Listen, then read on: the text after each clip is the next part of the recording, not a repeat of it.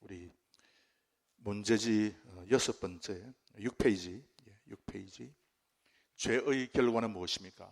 하는 이 부분에 대해서 함께 말씀을 나누도록 하겠습니다.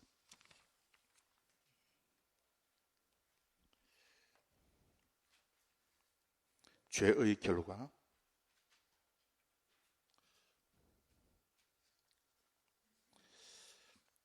우리 시편, 하나님의 말씀 시편 109편 14절에서 18절 말씀. 시편 109편 14절에서 18절 말씀. 우리 교독을 하겠습니다. 시편 109편 14절에서 18절 말씀. 여호와는 그 열조의 죄악을 기억하시며 그 어미의 죄를 도말하지 마시고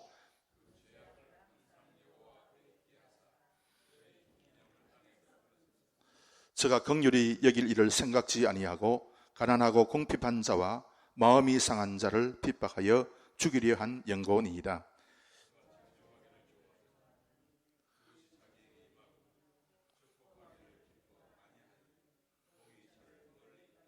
우리 18절 다 함께 읽겠습니다. 또 저주하기를 옷 입듯 하더니 저주가 물같이 그 내부에 들어가며 기름같이 그 뼈에 들어갔나이다. 아멘. 이 죄, 여러분께서 그 14절 말씀을 보시면 시편 109편 14절 말씀에 여호와는 그 열조라 했는데 이 열조는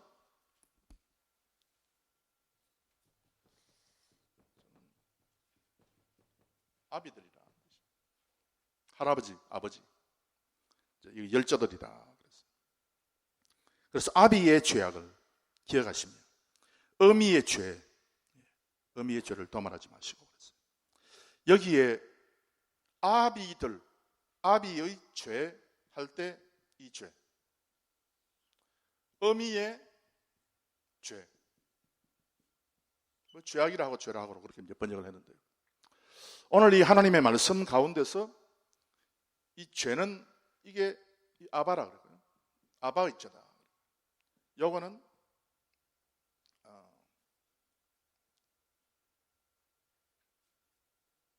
이 죄를 성경에서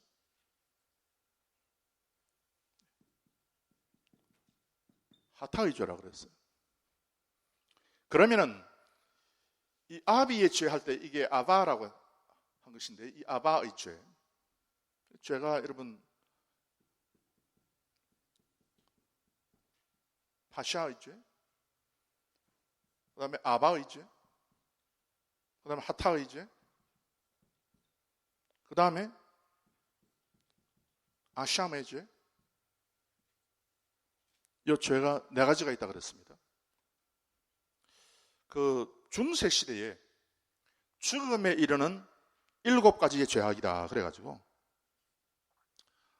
정욕, 폭식, 담심, 나태, 분노, 시기, 교만, 이렇게 7가지의 죄를 천주교에서 중세시대에 만들어 놓고 이와 같은 죄를 범하는 사람은 이건 죽을 수밖에 없는, 구원받지 못하는 죄다, 그런 가르침을 가르쳤어요. 요즘도 한 번씩 설교를 들어보면 이 7가지의 죄, 정욕, 폭식, 담심, 나태, 분노, 시기, 교만, 이 7가지의 죄에 대해서 언급하고 이야기하는 분이 있어요. 물론 당연한 말씀이죠.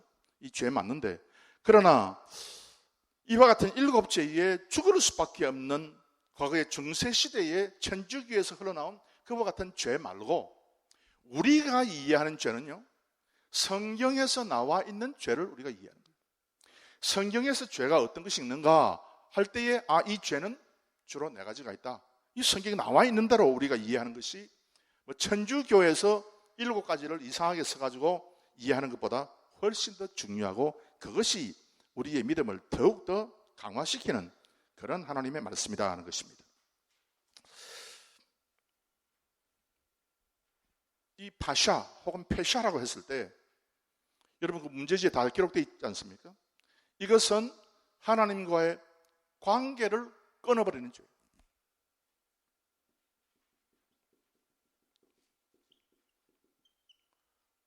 관계 단절이라 그랬어요.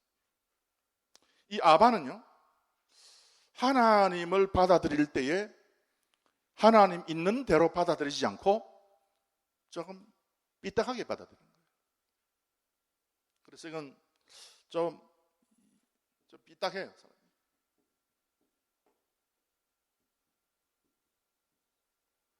하나님의 말씀을 들을 때에 고지 곧대로 듣지 아니하고 삐딱하게 들은 거예요. 저 오늘 장로님께서 말씀하는 말씀을 듣고 내가 깜짝 놀랐는데요. 그 신학교는 한국에서도 아주 참 좋은 신학교로 알려져 있는데 그 신학교에서 그 가면을 쓰고 동성애를 내가 찬성하니까 동성애를 찬성하는 사람도 이 학교에서 공부하도록 만들어 달라. 이름이 동성애를 하는 사람이 좀 삐딱하게 하나님의 말씀을 듣는 거예요. 우리가 하나님의 말씀을 바로 이제 들어야 돼요. 하나님과의 관계가 단절되어 놓으면 반드시 생기는 현상이 하나님의 말씀에 대해서 삐딱하게 듣는 거예요. 예를 들면 가인이 하나님 앞에 제사가 바로 안 되니까 하나님과의 관계가 단절되어 있으니까 어떻게 나오는, 그래서 하나님께서 이제 이 가인의 제사를 받지 않으시니까 이 가인이 화가 나가지고 동생을 죽였지 않습니까? 그래서 하나님께서 가인에게 물었어요. 가인아, 내 동생 아벨이 지금 어디 있느냐 물으니까 그때 가인이 뭐라고 얘기했는가 하면은 하나님, 내가 뭐 동생을 지키는 자니까. 하나님께서 질문하면 그대로 대답한 것이 아니고 삐딱하게 대답을 한 거예요. 자기가 죽였으면서. 그러니까 매사에 있어 가지고 하나님과 단절된 사람은요, 이 삐딱하게 이제 얘기를 하는 거예요. 그래서 이제 동성애를 주장하는 사람이 뭐라고 이야기하는가 하면은, 예를 들면 오늘도 저 한국에 있는 친구 구약 교수님하고 내가 얘기를 했는데, 자기가 이제 예를 들어 동성애가 이 하나님의 말씀에서 벗어났다 하는 그런 어떤 글을 적어가지고 이야기를 하면은, 불신자한테 이야기하면 어느 정도 통하는데 그 믿는다고 하는 사람 일부 어떤 사람에게 이야기하면 이게 안 통한다는 거예요. 그리고 왜 그러냐고 물으니까, 구약에 예를 들어서 하나님께서 너희들이 보아라 소돔과 고모라 다 그 동성애하는 그런 사람들, 그런 집단을 하나님께서 벌 내리고 진노했지 않냐, 그렇게 이야기하면 뭐라고 이야기하는가 하면은 그거는 저 옛날에 쾌쾌 묵은 시대의 이야기고, 지금 하나님은 사랑의 하나님이니까 절대 그렇지 않다는 거예요. 그렇게 얘기하는 사람한테는 할 말이 없잖아요. 그래서 그런 사람은 하나님의 말씀을 받아도 삐딱하게 받으니까 이것이 뭐 그냥 뭐 다른 사람의 물건을 훔쳤다, 뭐 거짓말을 했다, 뭐 이런 죄도 물론 있지만 그런 죄보다는 훨씬 더 심각한 죄예요. 그래서 이 아바의 죄를 범하는 사람은 하나님께서 딱 뭐라고 얘기하던가 하면은, 여러분께서 출애굽기 20장에 딱 넘어가서 보면은 거기에 아비의 죄 할 때 죄는 아바라고 되어 있어요. 제가 지난번에도 여러분에게 말씀드린 대로 아버지가, 어머니가 뭐 좀 하나 실수해가지고 하나님의 계명을 어겼다, 그럴 때 하나님께서 진노해가지고 탁 치면서 그들의 죄를 3, 4대, 자손 3, 4대까지 이르게 하겠다, 그런 하나님이 아니다는 거예요. 하나님께서 그 자손 3, 4대까지 친다는 말씀은, 저주한다는 말씀은 삐딱하게 하나님의 말씀을 받는 거예요. 그래서 하나님 앞에, 하나님 내가 참 부족합니다, 참 내가 연약합니다, 그래서 하나님 내가 이렇게 참 내가 죄를 지었습니다, 그런 가정은 그래도 복받고 그래도 자손이 잘 되는데, 그냥 하나님의 말씀을 뭉개버리고 삐딱하게 다른 쪽으로 희한하게 얘기를 해가지고 그걸 받아들이면은 그 가정은 안 된다. 또 어떤 사람은 이렇게 얘기합니다. 한참 구약 성경을 가지고 이제 얘기 안 하면 또 신약 성경을 가지고 얘기하면 어떻게 얘기하는 줄 알아요? 그거는 히브리 사람들이나 그 이스라엘 사람들에게는 적용되지 우리 한국 사람에게 적용이 안 된다는 헛소리를 하는 사람이 또 있어요.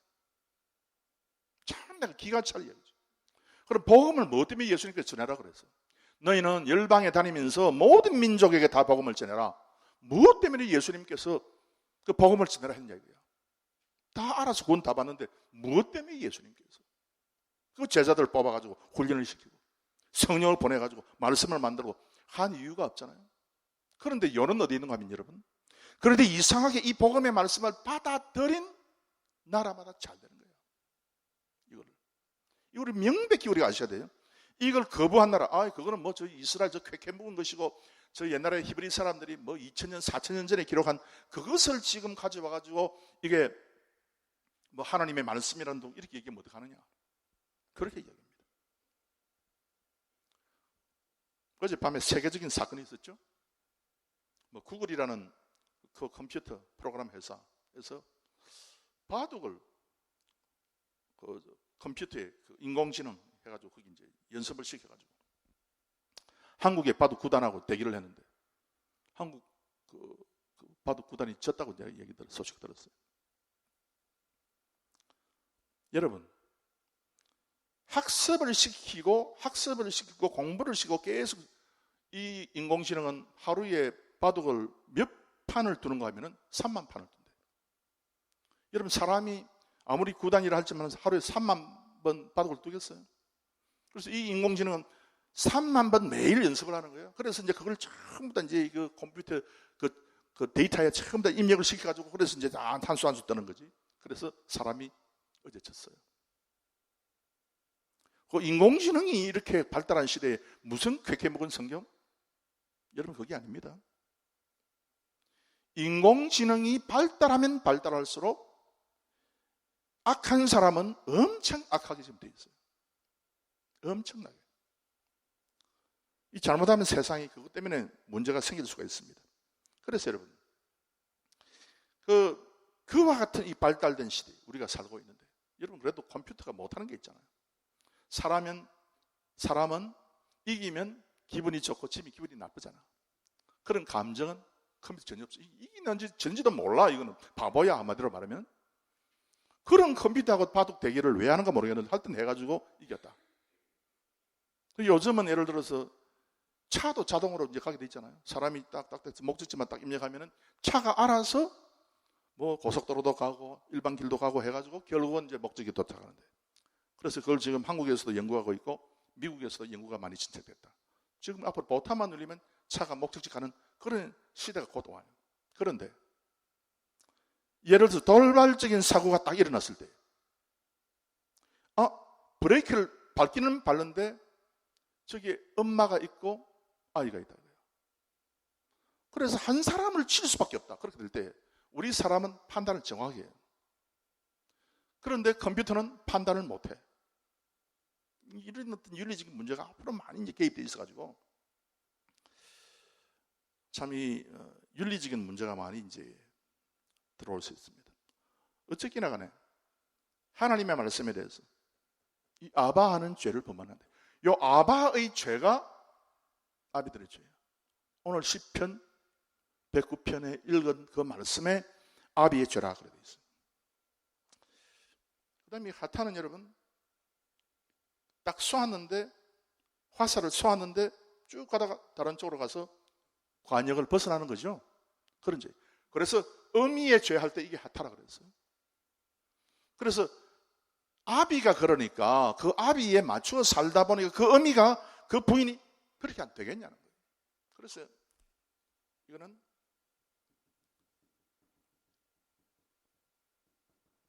계명을 어기는 거예요.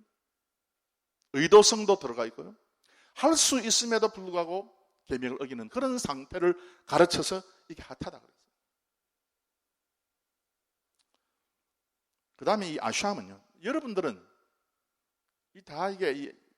여러분들이 죄가 있다 그러면요. 하나님께서 여러분의 죄는 다 거의 주로 이 아샴이에요.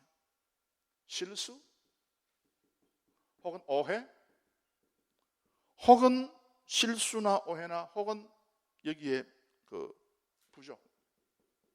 사람이 부족해서 못합니다. 그래서 여러분들의 죄는 주로 이런 거죠. 그러니까 하나님께서 여러분의 자녀를 계속 축복을 합니다. 그런데 시편 109편에 있는 이 말씀 가운데서 아비들하고 어미들 할 때에 그 죄는 아샴이 아니고 빼딱한 거예요. 하나님과 관계를 맺었다 하면서도 아주 빼딱한 거예요. 아버지가. 그런데 여러분 그 말씀을 읽어보시면 14절 읽어보시면 여호와는 그 열조의 죄악, 그 아비의 죄악, 즉 아바를 기억하시며 그 어미의 죄, 그 죄, 하타를 더말하지 마시고. 왜 더말이 안 되냐? 죄가 여러분 어떤 죄든지 다 더말이 되잖아요. 그런데 여러분 더말이 안 되는 이유가 있어요. 그 이유가 뭐냐? 번제? 소제? 속죄제?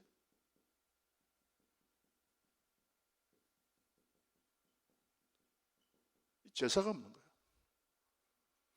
제사가 없으면요, 반드시 하나님께서는 그 죄를 그대로 기억하고 계신 거예요. 그 다음에 여러분, 이 제사가 하나 빠졌죠. 뭡니까? 화목제. 이 5가지가 5대 제사예요. 5대 제사. 그래서 번제는 연기를 끝까지 하늘 위로 올리는 그 제사, 올라의 제사. 소제는 하나님 앞에 내 마음을 바르게 해주십시오. 그래서 소제는 아주 이게 빈번해요. 인간의 마음이라고 하는 것은 항상 기울어져 있고 항상 좀 뭔가 이게 다른 쪽으로 나가려고 하는 그런 속성들이 있기 때문에 하나님께서 소제의 제사에 대해서 많이 이야기했는데, 그래서 소제는 하나님한테 올 때마다, 여러분 소를 가지고 오면 어떡해? 올 때마다 양 잡아 바쳐라.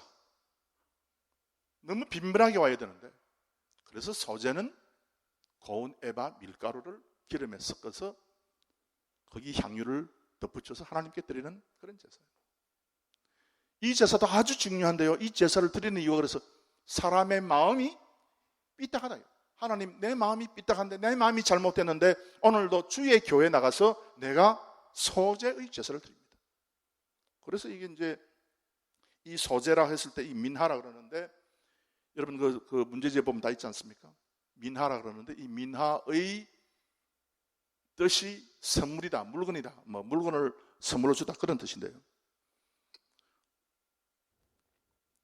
야곱이가 에서를 만나기 전에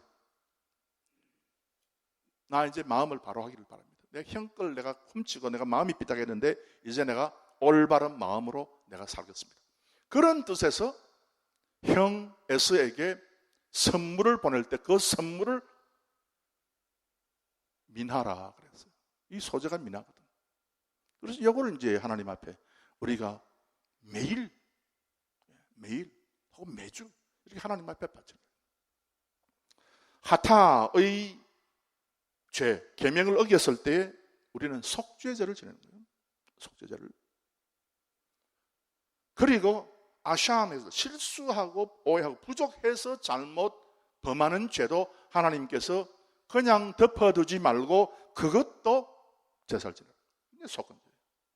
그래서 속죄제와 속건제가 조금 차이가 있는 거예요. 다 죄는 죄인데 조금 차이가 있는 거죠. 화목제는 뭐냐?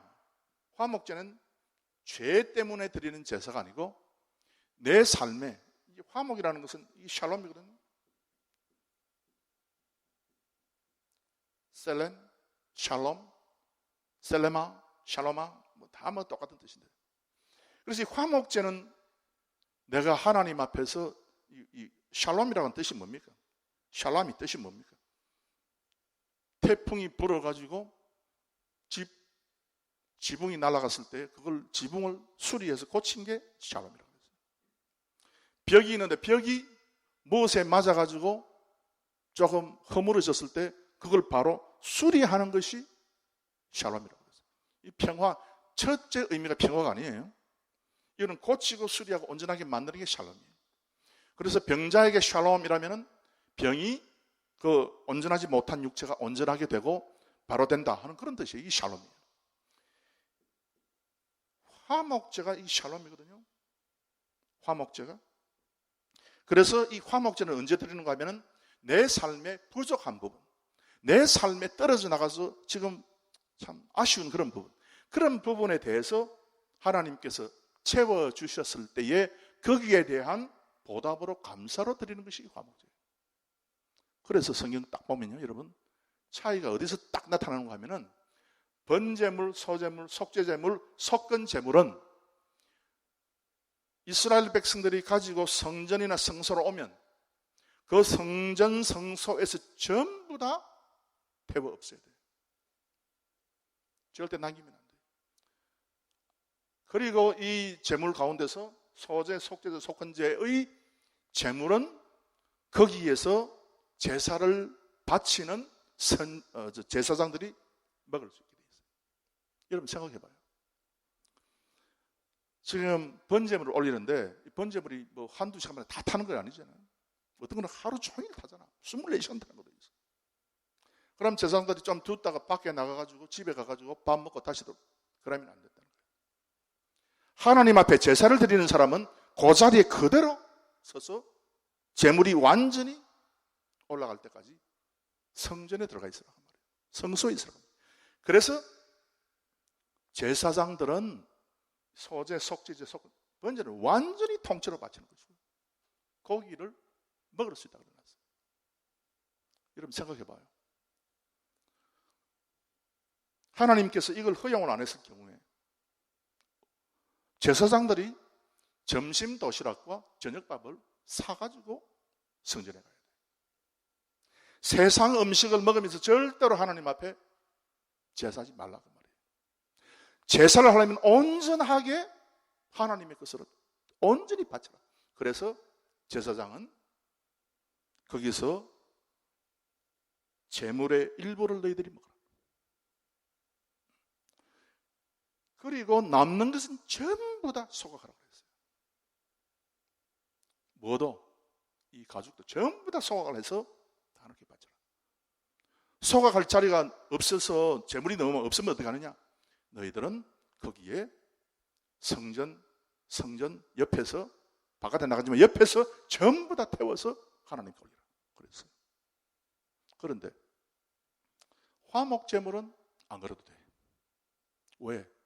요거는요 사람이 죄를 지어서 하나님께 바치는 것이 아니라 감사해서 바치는 것이기 때문에 화목제 제물은 제사장이 밖으로 가지고 나갈 수 있어요. 이게 뭔가 하면 여러분 번제, 소제, 속죄제, 속건제의 제물은 반드시 교회에서 반드시 성소에서 전부 다 태워서 없애라는 말은 뭔가 하면 이스라엘 백성들이 죄를 가지고 왔을 때 너희들은 남김없이 그것을 성소에서 처리하라고 말입니다. 예를 들어 제가 목사인데 우리 성도님 가운데 어떤 분이 목사님 내가 참 괴롭습니다. 왜 그렇습니까? 뭐 이렇게 잘못한 게 있습니다. 그렇습니까? 우리 기도하고 했다. 이거는요 목사가 성소 안에서 전부 다 하나님 앞에 처리하고 끝내고 그 다음에 내가 집에 가야 돼. 그러지 않고 얘가 어떤 것을 가지고 내가 그걸 일부분을 가지고 야 요건 내가 좀 가지고 있어야 되겠다 하고 밖에 나가서 우리 집에 가서 집사람이나 아니면 자녀들이나 이걸 갖다 이야기를 하고 먹자 이러면 이거 어떻게 되겠어요? 그래서 하나님은요 제사를 지낼 때 무엇을 어떻게 하라 세세하게 이야기를 다 해놨어요. 이 교회의 원칙이에요. 그래서 우리 교회 어떤 분이 뭐 죄가 있다. 뭐 그랬다. 아니 목사님하고 장로님은 이 죄에 대해서 어떻게 처리했는가? 아마 용서했다. 왜 용서했는가? 참 정확하게 벌을 줘야 되지. 벌을 주었다. 왜 벌을 주었는가? 사랑의 하나님인데 온갖 이야기가 다 있을 거야. 그러나 여러분 죄에 관한 이 문제는요 성소 안에서 끝내야지 이걸 밖에 가지고 나가면은 그 사람이 부정하여진다 그랬어요. 죄를 짓는 거지. 이 원리를 모르고 그냥 아무렇게나 이렇게 그렇게 해서는 절대로 안 된다. 그렇잖아요, 여러분. 근데 화목제는 밖에 가지고 나가서 먹어도 된다. 왜? 이거는 어떤 사람이 있는데 그 사람이 하나님 앞에 은혜 받아가지고 그 집이 잘 됐다 그러더라. 하나님 앞에 깨달음을 얻어가지고 그 사람이 참 감사하는 의미에서 하나님께 제사를 지냈다더라. 그러면 여러분 사람들이 그 사람에 대해서 칭찬하잖아. 이 원리가 제사의 원리에 들어가 있는 거예요. 그리고 5가지 제사를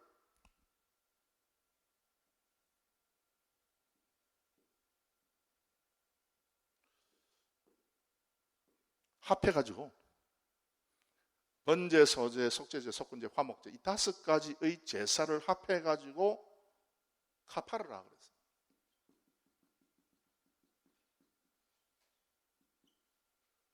카파르. 이 5가지 제사를 카파르에서 올리는데, 그래서 카파르라 하는 단어가 딱 나타나면은 여기 번제, 소제, 속죄제, 속건제, 화목제 요 5 가운데 무언가 뒤에 읽어보면 뭐라고 이야기할 때도 있고 뭐라고 이야기 안 할 때도 있고, 그럼에도 불구하고 이 5가지의 제사 가운데 어떤 한 가지의 제사를 이 백성이 하나님 앞에 드렸구나, 그걸 이제 우리가 알게 되는 거죠. 그래서 이 카파르는 5가지를 다 포함하는 뜻이에요. 자, 여러분, 예수님께서 우리 죄를 위한 무슨 제물이 되셨다? 무슨 제물이 되셨다? 화목 제물이 되셨다 그랬잖아요. 화목 제물이 되셨다 했을 때, 그래서 5가지 제사 가운데 번제, 소제, 속죄제, 속건제 아니고 화목 제물이 되셨습니까? 아니다는 거예요. 그래서 여러분께서 요한 1서 2장 4장 그리고 특별히 로마서, 우리가 잘 아는 로마서 3장 25절, 로마서 3장 20을 한번 찾아봅시다.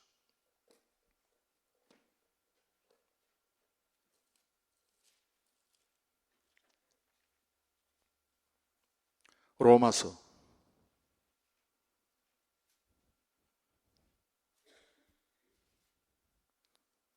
3장 25절 다 함께 읽겠습니다. 시작. 이 예수를 하나님이 그 피로 인하여 믿음으로 말미암는 화목 제물로 세우셨으니 이는 하나님께서 길이 참으시는 중에 전에 지은 죄를 간과하심으로 자기의 의로우심을 나타내려 하심이니. 아멘.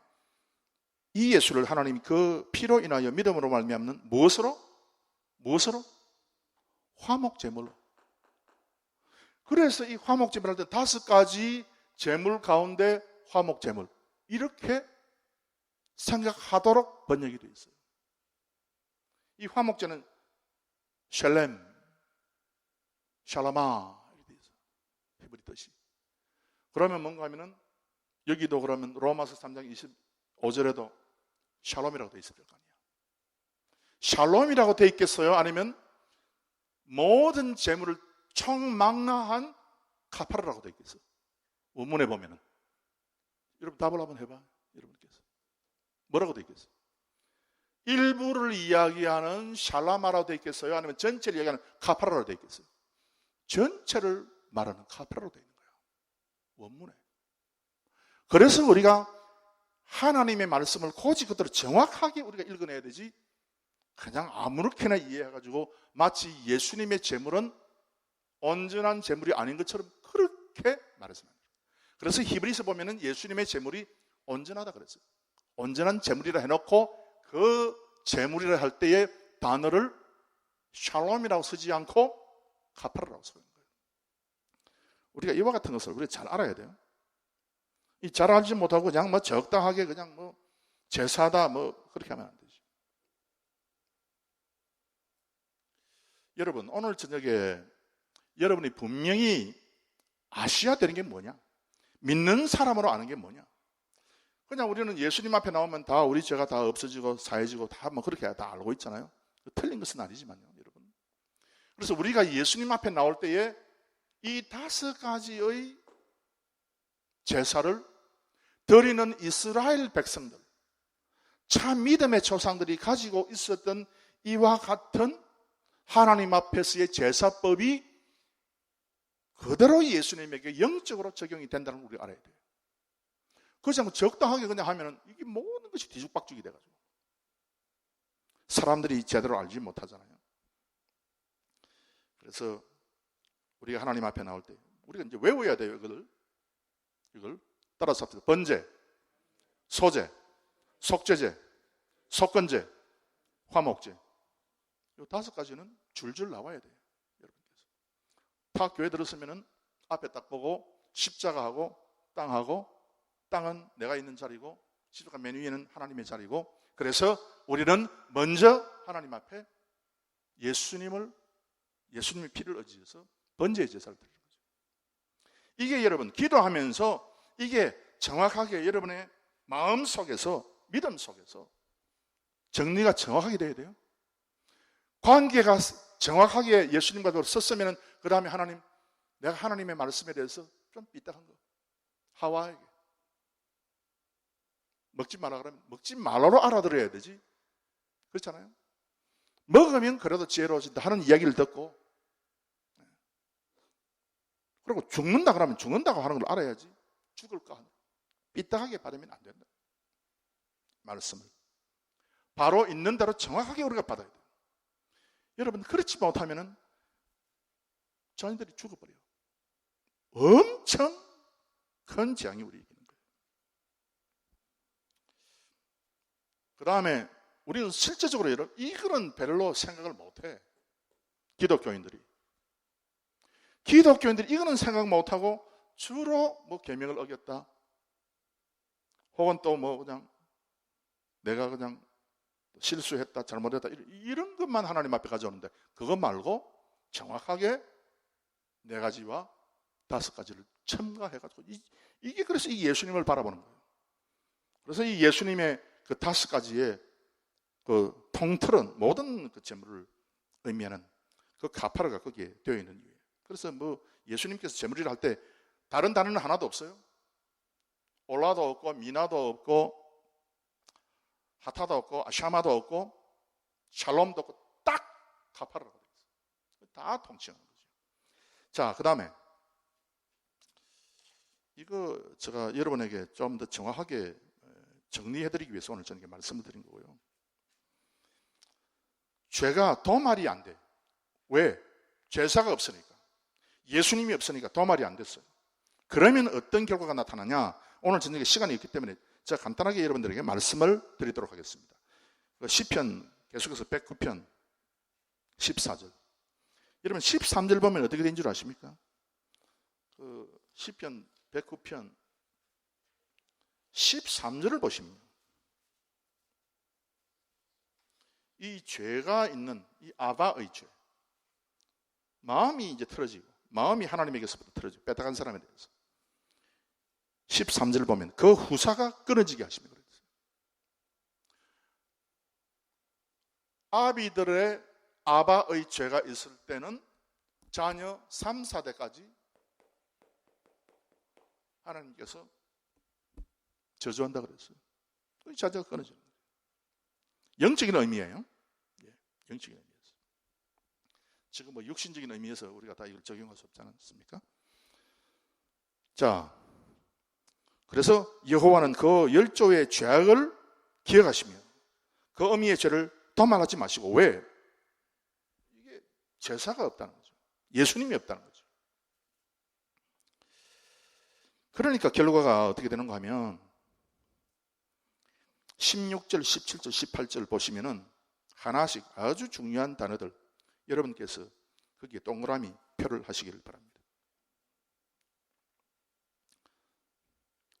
16절에 저가 긍휼히 여길 일을 생각지 아니하고 가난하고 궁핍한 자와 마음이 상한 자를 핍박하여 죽이려 한 영혼이다. 그래서 이게 뭡니까 여러분? 아주 중요한 것은 여러분, 핍박의 이름 동그라미입니다. 핍박이다. 핍박자가 된다는 겁니다. 자기가 핍박을 받는 것이 아니라. 긍휼이 사라지고, 그리고 이 가난하고 궁핍하고 마음이 상한 자, 누굽니까 여러분?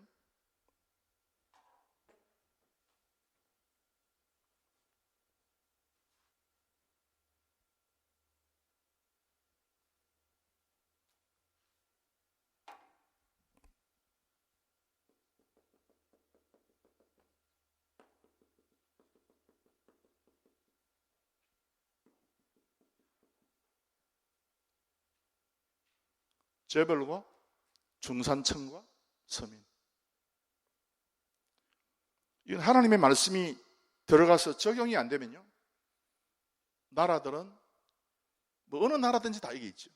부자가 아주 돈 많은 사람이 있고, 중산층이 있고, 아주 돈 없는 일반 서민, 겨우 뭐 하루 벌어 먹고 사는 그런 서민. 요 3가지의 계급이 있으면요, 가장 이상적인 이스라엘이 있어서 이스라엘이 하나님의 말씀을 그대로 지키고 살았을 때에 나타난 현상이, 재벌이 한 인구의 한 5% 될까요? 중상층이 90%, 서민이 5%. 가난한 사람이 있어요. 왜? 그저 먹고 사는데 그런데 일 안 하고 게으른 사람도 있잖아. 그런 사람도 있어요. 그러나 대부분의 사람이 중산층이야. 아바의 죄가 많은 사회는요, 하나님의 말씀에 대해서, 하나님의 존재에 대해서 빼딱하게 생각하는 사람이 많은 그 사회는 요 구성이 파괴돼 버려요. 어떻게 파괴되냐? 재벌 뭐 5%도 괜찮아요. 2%도 1% 되고, 중산층 한 5%? 서민 90%야. 역사책을 읽으면 이렇게 되어 있어요. 예를 들면 그 소련의 공산당 혁명이 일어나기 직전에 그 자르가 통치하던 그 러시아 이렇게 되어 있어요. 이렇게. 우리 조선시대 뭐 당파 사막할 때 이렇게 되어 있어요. 구성이. 점점 이쪽에 분포도에 가까워지는 나라는요, 어떻게 보면 사회적으로 굉장히 불만들이 많아요.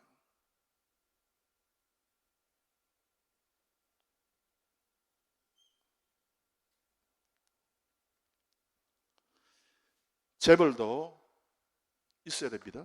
반드시. 재벌이 있어야 생산성이 좋아져요. 재벌을 절대 욕하면 안 됩니다. 지금 공산당이 좌파에 속한 사람들이 계속 재벌을 욕하잖아. 재벌을 절대 우리가 욕해서는 안 되죠.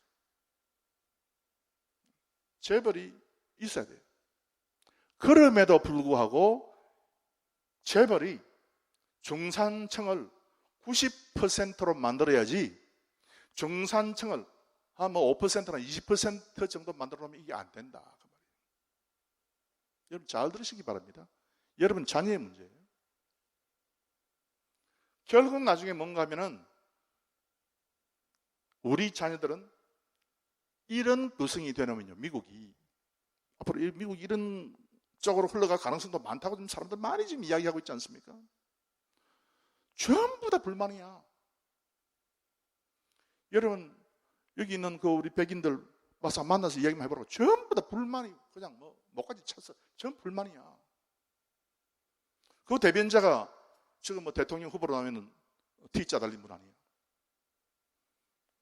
왜냐하면 사회가 이쪽으로 흘러가기 때문에 참 이 미국이 계속해서 불안해요. 그래서 뭐 S 달린 사람하고 T 달린 사람하고 지금 결과가 좋다 하는 그 이유가 바로 이것 때문에 나오는 거예요.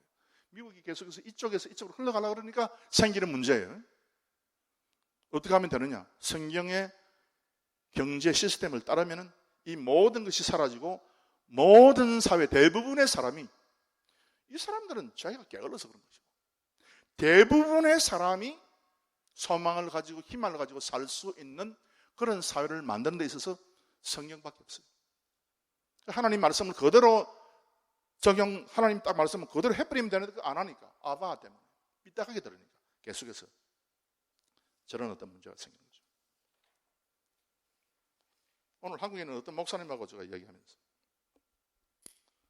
함께 이제 질문을 했어요. 어떻게 이스라엘은 전쟁이 나면은 그 나라를 지키겠다고 미국에 사는 유대인들이 다 이스라엘로 가서 내가 함께 싸우겠다고 가는데, 우리 한국 사람은 지금 뭐 나라가 좀 이렇게 정세 그러니까 뭐 서로 비행기표 알아보고 말이야. 이야기해놓고 뭐 그런다. 한국 사람은 왜 그러냐? 여러분 한국 사람 왜 그렇게 했어요? 한국 그 인종 자체가 좀 그렇지 않느냐? 그런 이야기 하는 사람들 얘기 들었는데 제가 화가 나는 거예요. 한국 사람이 어떻길래?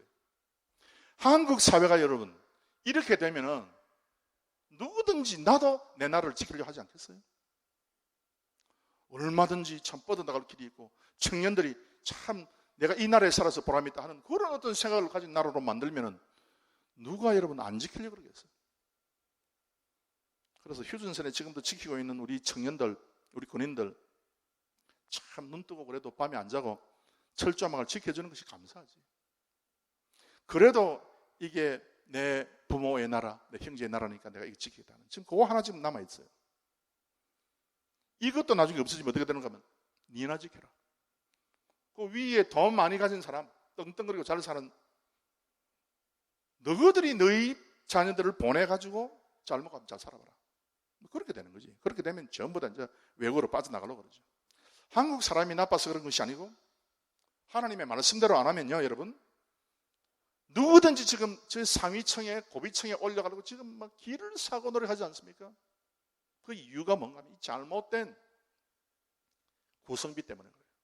그래서 우리가 사람 생각으로 계속해서 사회를 구성하면은 이렇게 비율이 되지만 하나님의 말씀대로 하면 이렇게 되는 거예요. 하나님 말씀대로 하면. 스위스가 예를 전쟁이 난다. 그러면 스위스는 다 달려가서 지금 다 막지. 왜? 그렇게 만들었어요. 어떻게 그게 가능하냐? 다 가능하게 돼 있어요.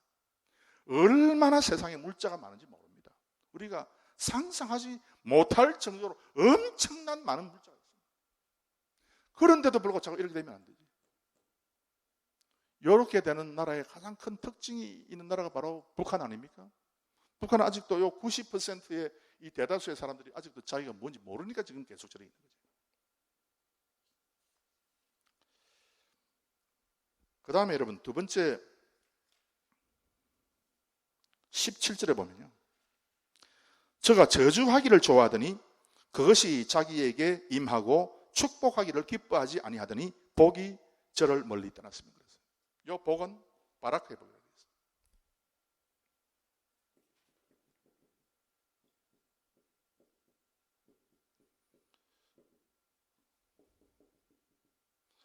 이 바라크의 복이 뭔가 하면요, 여러분, 내가 일을 해서 생기는 수입을 이야기하는 그런 복이 아니에요.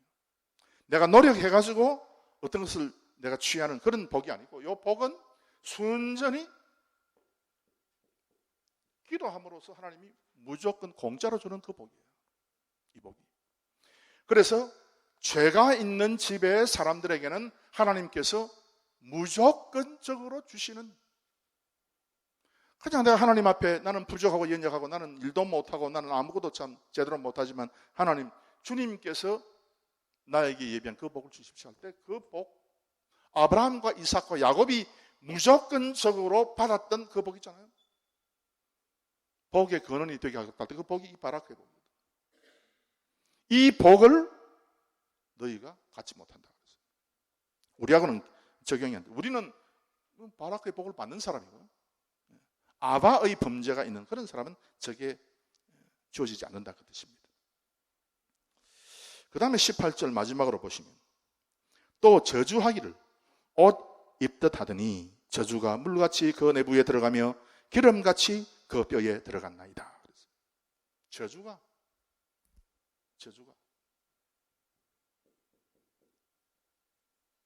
뼈에 들어갔다 했어요. 이 무슨 말씀입니까?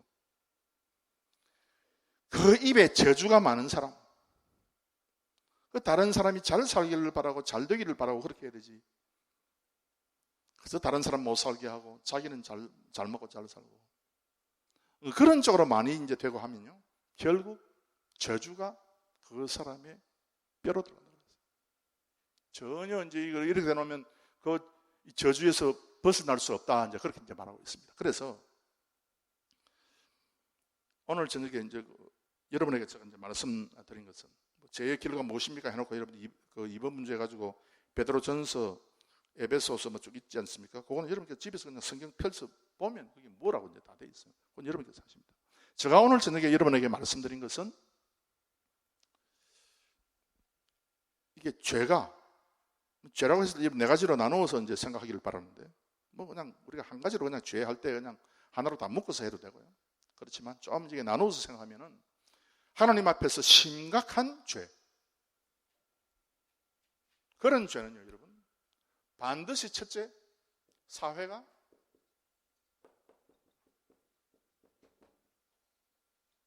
불안하게 돼 있어요. 그래서 뭐 미국에 좀 무슨 문제가 생기면 미국 백인은 전부 다 총포상에 가서 총을 싼다 그러잖아요. 이거 우리가 이런 사회를 만들어서는 안 되죠. 이런 사회를. 그래서 하나님의 말씀대로 다 이렇게 해야 되지. 두 번째, 아바의 범죄가 있을 때는요, 하나님께서 절대 기도해도 하나님이 예배 복이 없다 그 말입니다. 우리는 반대로, 우리는 이와 같은 사회를 이루어야 되죠. 그래야 사회적 불안이 없지. 다 여러분 누구든지 잘 먹고 잘 살고 누구든지 보람있게 살고 그런 사회를 이루어야 되잖아요. 이스라엘처럼, 성경에 나타난 그 이스라엘처럼.